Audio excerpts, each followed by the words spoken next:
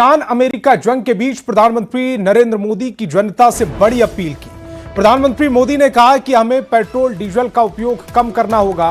शहरों में जहां मेट्रो है वहां हम तय करें कि हम मेट्रो का ही उपयोग करेंगे। सिकंदराबाद में रैली को संबोधित करते हुए प्रधानमंत्री ने कार से सफर करने से बचने की अपील की।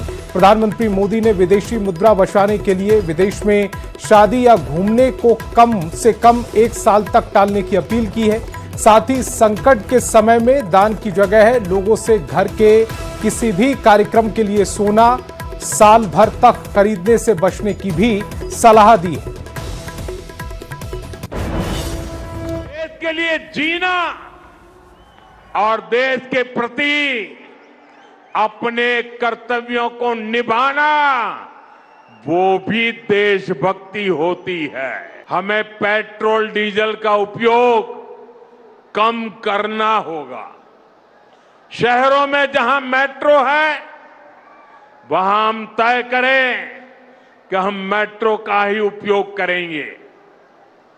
ज्यादा से ज्यादा मेट्रो में ही जाएंगे।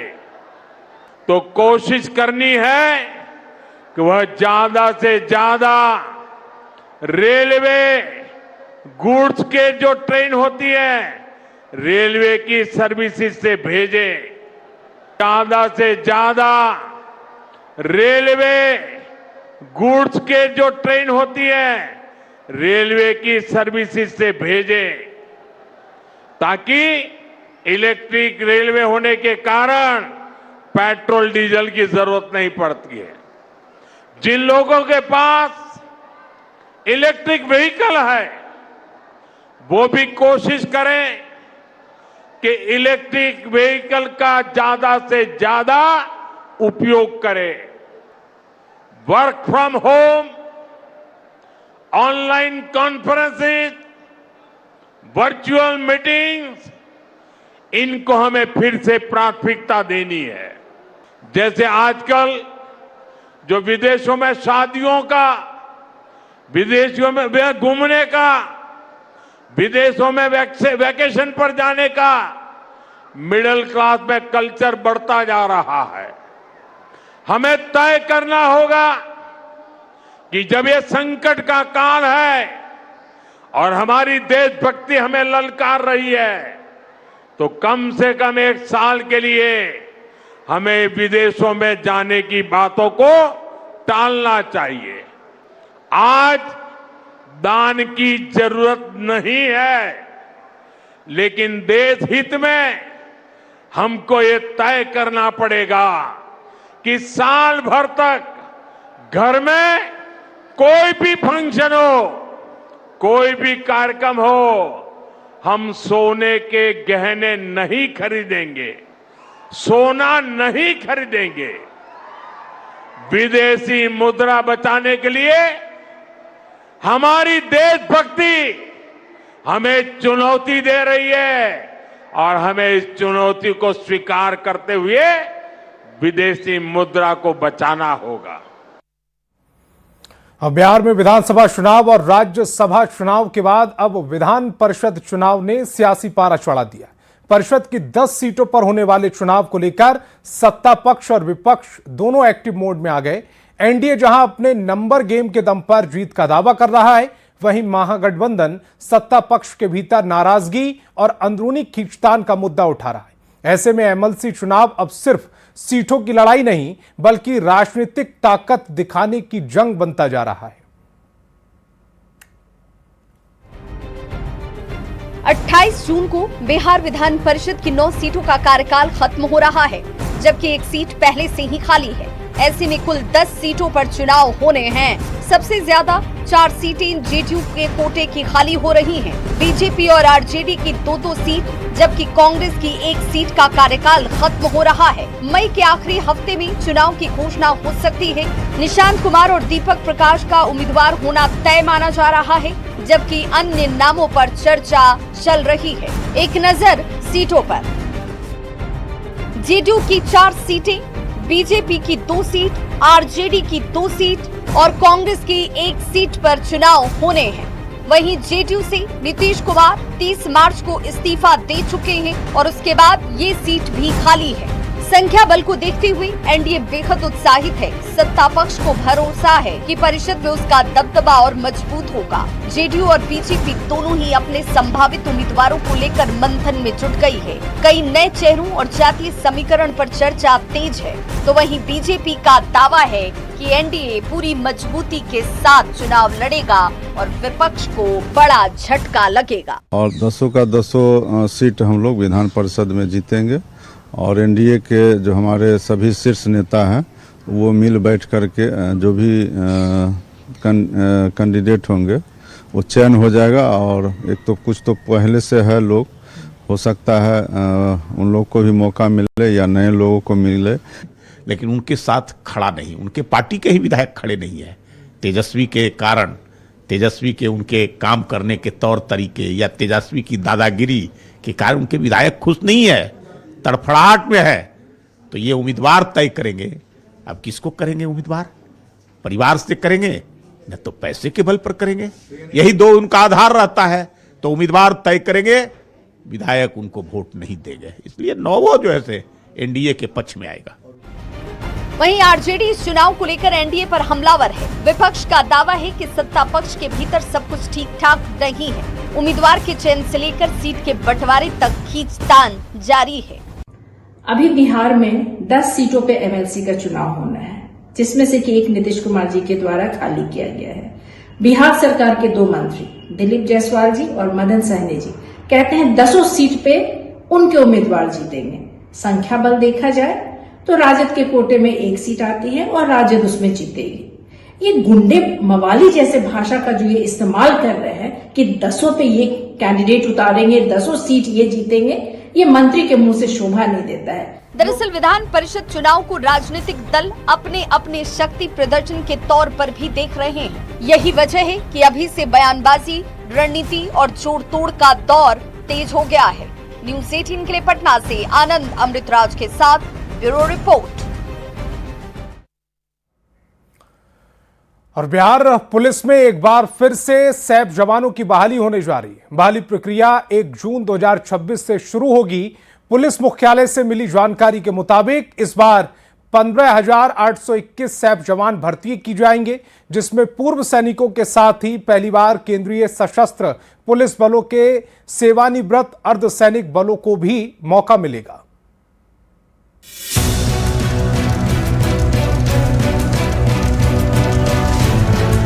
बिहार में सम्राट चौधरी के सीएम बनते ही रोजगार की बहार आती दिखाई दे रही है। नौकरी की तलाश कर रहे पूर्व सैनिकों और अर्धसैनिक बलों के रिटायर्ड जवानों के लिए बड़ी खुशखबरी सामने आई। बिहार पुलिस ने विशेष सशस्त्र पुलिस यानी कि सैप के 15,821 पदों पर बहाली की प्रक्रिया की शुरुआत कर दी है। इस भर्ती की सबसे खास बात ये कि पहली बार सीआरपीएफ, बीएसएफ और आईटीबीपी जैसे केंद्रीय अर्धसैनिक बलों के सेवानिवृत्त जवानों को भी मौका दिया जा रहा है। इससे बिहार की सुरक्षा व्यवस्था और पूर्व जवानों के री एम्प्लॉयमेंट की दिशा में बड़ा कदम माना जा रहा है। बिहार में एक बार फिर से सैप की जो है वो बहाली होनी है और इसकी प्रक्रिया जो है वो 1 जून से शुरू होगी। बताते ये चले कि 1 जून से बिहार में जो है सैप जवानों की बहाली जो है वो शुरू होगी और इसकी पूरी प्रक्रिया जो है वो निर्धारित कर दिया गया है। इसका एसओपी जो है वो तैयार कर लिया गया है। बताते चले कि पूर्व सैनिकों के साथ सेवानिवृत्त और सैनिक बल का भी जो है वो चयन होगा। इसी के साथ सैप जवानों की बहाली में सम्राट सरकार ने एक ऐतिहासिक फैसला भी लिया है। अब तक इस बल में केवल भारतीय सेना के पूर्व सैनिकों की ही भर्ती होती थी, लेकिन इस बार केंद्रीय सशस्त्र पुलिस बल के सेवानिवृत्त जवानों को भी मौका दिया जाएगा। यानी सीआरपीएफ, बीएसएफ, आईटीबीपी जैसे बलों के पूर्व जवान अब बिहार पुलिस के सैप विंग का हिस्सा बन सकेंगे। भर्ती प्रक्रिया पूरी तरह से पारदर्शी होगी, जिसमें शारीरिक दक्षता और दस्तावेजों की जांच मुख्य आधार होंगे। पहली बार केंद्रीय सशस्त्र पुलिस बलों के सेवानिवृत्त और सैनिकों बलों के भी मौका जो है वो दिया जाएगा। और इसको लेकर के बिहार पुलिस ने भर्ती को लेकर के दानापुर कैंट के सेना रोजगार कल्याण संगठन को नोडल इकाई बनाया है। साथ ही भर्ती का कैलेंडर भी जो है वो जारी कर दिया है। 1 जून से 7 जून तक होने वाली भर्ती रैली के लिए दानापुर कैंट को नोडल इकाई बनाया गया है। एक नजर प्रमंडलवार होने वाली भर्तियों की तारीखों पर। 1 जून पूर्णिया, भागलपुर और दरभंगा प्रमंडल। 2 जून कोशी, मुंगेर और सारण प्रमंडल। 3 जून तिरहुत प्रमंडल, 4 जून मगध प्रमंडल, 6 जून पटना प्रमंडल, 7 जून पटना प्रमंडल के शेष जिले। बता दें कि सैप जवान मुख्य रूप से नक्सल प्रभावित क्षेत्रों और महत्वपूर्ण प्रतिष्ठानों की सुरक्षा में तैनात किए जाते हैं। अनुभवी पूर्व सैनिकों और अर्ध सैनिकों के आने से पुलिस बल की कार्य क्षमता और अनुशासन में वृद्धि होगी। वहीं 15,000 से अधिक सैप जवानों की इस बहाली से बिहार की कानून व्यवस्था को काफी बल मिलेगा। न्यूज 18 भी आप तमाम जो दर्शक हैं उनको बता रहा है कि अगर आप सेवानिवृत्त जो है वो अर्धसैनिक बल से जुड़े हुए जवान रहे हों या पार्लियामेंट्री फोर्स के रहे हों, CAPS के रहे हों, तो आप इस मौके का लाभ उठा सकते हैं और अपने राज्य में जो सेवा है सुरक्षा की उसमें अपना योगदान दे सकते हैं। कैमरा पर्सन दीपक के साथ अमित कुमार, न्यूज 18 पटना। क्या अब नौकरी मेहनत से नहीं बल्कि सॉफ्टवेयर से तय होगी? ये सवाल इसलिए क्योंकि साइबर गैंग ने भर्ती परीक्षा में सेंध लगा दी है। राजधानी रांची में SSC GD परीक्षा के दौरान रिमोट एक्सेस तकनीक से नकल कराने वाले सॉल्वर गैंग का भंडाफोड़ हुआ। कंप्यूटर स्क्रीन पर सवाल अपने आप हल होते जा रहे थे और अभ्यर्थी सिर्फ जवाब दे रहे थे। इस मामले में पुलिस ने 6 अभ्यर्थियों को गिरफ्तार कर कंप्यूटर जब्त कर लिए हैं। रिपोर्ट देखिए। SSC GD परीक्षा में हाईटेक नकल का खेल, स्क्रीन पर खुद हल हो रहे थे सवाल। 6 आरोपी गिरफ्तार, अब खुलेंगे कई राज। बड़ा सवाल, परीक्षा माफिया के सामने सिस्टम बेबस। हाईटेक नकल कांड खतरे का अलार्म। जहां युवाओं के सपने की परीक्षा हो रही थी, वहां अंदर चल रहा था हाईटेक नकल का खेल। SSC GD परीक्षा के दौरान ऐसा खुलासा हुआ जिसने हर किसी को हैरान कर दिया। कंप्यूटर स्क्रीन पर सवाल अपने आप हल हो रहे थे। एक एक जवाब बिना उम्मीदवार के क्लिक किए स्क्रीन पर आता जा रहा था। राजधानी रांची के पंडरा OP इलाके स्थित SSC GD परीक्षा का ऑनलाइन एग्जाम चल रहा था, लेकिन इसी बीच ये सूचना मिली कि यहाँ पर जो अभ्यर्थी हैं जो कि परीक्षा में शामिल हुए हैं वो कहीं ना कहीं इसमें फर्जीवाड़ा कर रहे हैं, चीटिंग कर रहे हैं। और इस मामले की जानकारी जब पुलिस तक पहुंची तो उसके बाद पुलिस की टीम यहाँ पर पहुंची और उसके बाद इस पूरे जो जोन को, जो परीक्षा सेंटर है, उसे पूरी तरह से सर्च किया। यहाँ से कुल 6 विद्यार्थियों को फिलहाल गिरफ्तार किया गया है, जिनसे पूछताछ की जा रही है। जो परीक्षा केंद्र है उसे भी सील कर दिया गया है। खासतौर से जो जानकारी अब तक सामने आई है, रिमोट एक्सेस जो ऑनलाइन परीक्षा के दरमियान वो किया जा रहा था। कंप्यूटर खुद से ही सवाल को हल कर रहा था। SSC GD कांस्टेबल भर्ती परीक्षा के दौरान बड़े फर्जीवाड़े का खुलासा होते ही हड़कंप मच गया। पुलिस ने रिमोट एक्सेस तकनीक के जरिए प्रश्न पत्र हल कराने वाले सॉल्वर गैंग का पर्दाफाश करते हुए 6 अभ्यर्थियों को गिरफ्तार किया है। गिरफ्तार आरोपियों में ऋषभ और राहुल समेत 5 अभ्यर्थी बिहार के रहने वाले हैं, जबकि एक आरोपी कोडरमा का बताया जा रहा है। पिस्का मोड़ स्थित फ्यूचरिस्टिक ऑनलाइन एग्जामिनेशन सेंटर को अब सील कर दिया गया है। पुलिस ने भी वहां मौके पर पहुंचकर जितने भी जो इस टाइप के जो संदिग्ध जो सिस्टम्स थे, जिसमें रिमोट एक्सेस के जरिए जो एग्जाम को सॉल्व किया जा रहा था, उन सारे सिस्टम्स को ऑन द स्पॉट सीज किया गया है। और साथ ही साथ जो कैंडिडेट्स थे जिनके एग्जाम जो ऑटोमेटिकली सॉल्व हो रहे थे, उनको भी पुलिस के द्वारा उनसे भी पूछताछ के लिए उनको डिटेन किया गया। आगे जो ये सिंस ये एग्जाम फर्स्ट शिफ्ट में था, तो वहाँ जो ये पता चला कि एक एडुकेटी नाम की फर्म है जिसको जिम्मेदारी दी गई थी, और जो वहाँ जो सेंटर के जो सेंटर सुपरिटेंडेंट हैं या जो सेंटर के जो IT के जो स्टाफ हैं, उनको वहाँ से मौके से फरार पाया, सेंटर सुपरिटेंडेंट और सेंटर IT स्टाफ को। इस घटना के सामने आने के बाद भर्ती परीक्षाओं की पारदर्शिता और सुरक्षा व्यवस्था पर एक बार फिर सवाल खड़े हो गए हैं। मामले के खुलासे के बाद पुलिस और प्रशासन परीक्षा केंद्रों की तकनीकी सुरक्षा व्यवस्था की भी जांच कर रहे हैं कि इसमें जो सेंटर के जो मालिक हैं उनकी भी मिली भगत है, और साथ ही साथ जो टेक्निकल जो सुपरिटेंडेंट है इस सेंटर के, उनकी भी मिली भगत है, और उनको फरार भी पाया गया है। अब सवाल उठता है कि क्या परीक्षा केंद्रों में बैठा छात्र नहीं बल्कि टेक्नोलॉजी पेपर हल कर रही है? क्या सिस्टम परीक्षा माफियाओं के सामने पूरी तरह बेबस हो चुका है और मेहनत करने वाले युवाओं का भरोसा टूटता जा रहा है? फिलहाल रांची का ये हाईटेक नकल कांड पूरे भर्ती सिस्टम के लिए बड़ा खतरा का अलार्म बन चुका है। जिस तरह से इस पूरे एग्जाम को प्रभावित करने का जो साजिश रची जा रही थी, वो कहीं ना कहीं बड़ी चुनौती है और बड़े नेक्सस की ओर ये इशारा कर रही है। देखना होगा कि पुलिस को इस पूरी जांच में क्या कुछ तथ्य आने वाले दिनों में मिलते हैं और कौन कौन से लोग इसमें शामिल हैं, उनकी गिरफ्तारी कब तक संभव हो पाती है। कैमरामैन प्रभाकर के साथ ओम प्रकाश, न्यूज़ 18 रांची। क्या धनबाद में गैंगस्टर सिस्टम को खुली चुनौती दे रहे हैं? ये सवाल इसलिए क्योंकि गैंगस्टर प्रिंस खान के एक और वीडियो ने झारखंड में भूचाल मचा दिया। पुलिस महकमे से लेकर सियासी गलियारों में चर्चा तेज है। गिरोह पर शिकंजा से विदेश में बैठा प्रिंस खान बिलबिला उठा है। वीडियो जारी कर पुलिस पर कई गंभीर आरोप लग रहे हैं। रिपोर्ट दिखाते हैं। गैंगस्टर प्रिंस खान का एक और वीडियो। एसएसपी से किस बात की खुन्नस? एसएसपी प्रभात कुमार। सिस्टम को खुली चुनौती दे रहा गैंगस्टर। वीडियो का नया खेल police versus Prince Khan. Police का राज खोल रहा गैंगस्टर।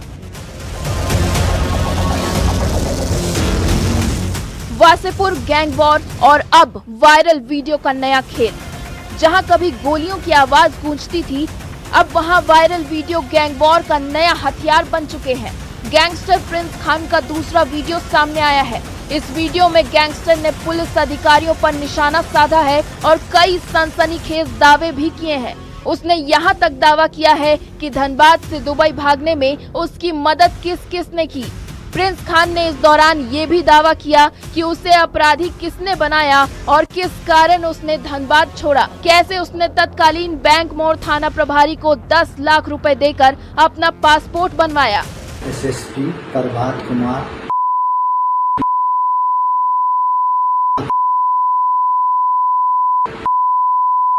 जब व्यापारी लोग इसको बोलता है कि इतना आप रेट क्यों बढ़ा दिए, एक साइड का ये 1.5 से 1.5 करोड़ लेता है एक साइड का काम चालू करने का, और गाड़ी पीछे 1 लाख रुपया लेता है। ये 300 से 400 गाड़ी 300 से 400 गाड़ी रोज निकलता है।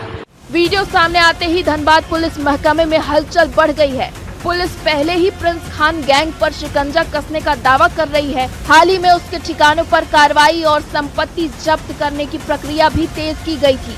गिरोह पर सख्ती से विदेश में बैठा भगौड़ा बिलबिला उठा और उस वक्त भी एक वीडियो जारी कर धनबाद एसएसपी प्रभात कुमार को धमकी दी और कई गंभीर आरोप भी लगाए थे। साथिया को भगाए हैं तो व्यापारी लोग को हम सिर्फ कोयला में, लोहा में और माइनिंग में फोन घुमा रहे व्यापारी लोग को, ठीक है ना। हम माइनिंग में हम काम करेंगे, हमको व्यापारी से कोई मतलब भी नहीं, कोई 1 नंबर का काम कर रहा है, हमको उससे मतलब भी नहीं। इस वीडियो के झारखंड में तेजी से वायरल होने के बाद मानो भूचाल आ गया हो। प्रिंस खान के इस वीडियो को भी झारखंड के नेता प्रतिपक्ष बाबूलाल मरांडी ने अपने सोशल मीडिया अकाउंट एक्स पर पोस्ट कर मुख्यमंत्री हेमंत सोरेन से कई सवाल पूछे हैं। साथ ही धनबाद एसएसपी प्रभात कुमार को तत्काल हटाने की मांग की है। बाबूलाल मरांडी ने धनबाद के कुख्यात अपराधी प्रिंस खान द्वारा विदेश से जारी कथित वीडियो को लेकर राज्य सरकार पर बड़ा हमला बोला है। धनबाद का वासेपुर पहले भी गैंग वॉर और अपराध की वजह से चर्चा में रहा है, लेकिन अब सवाल ये उठ रहा है कि आखिर सोशल मीडिया के जरिए गैंगस्टर लगातार सिस्टम को खुली चुनौती कैसे दे रहे हैं?